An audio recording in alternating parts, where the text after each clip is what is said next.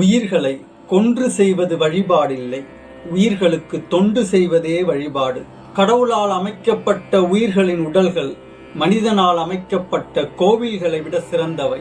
அந்த உயிர்களை கடவுளின் பெயராலும் பண்டிகைகளின் பெயராலும் அழிப்பது அறியாமையின் வெளிப்பாடு.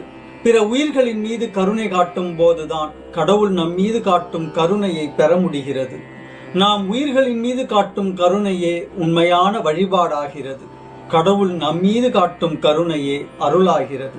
கருணையின்றி செய்யப்படும் எந்த ஒரு செயலும் இறைவனின் இருப்பிடத்தை அடைவதில்லை. ஒவ்வொரு உயிரிலும் இருக்கும் இறைவனை உணர்ந்து நமது ஒவ்வொரு செயலிலும் கருணை நிறைந்தால் நமது செயல் அனைத்தும் வழிபாடு.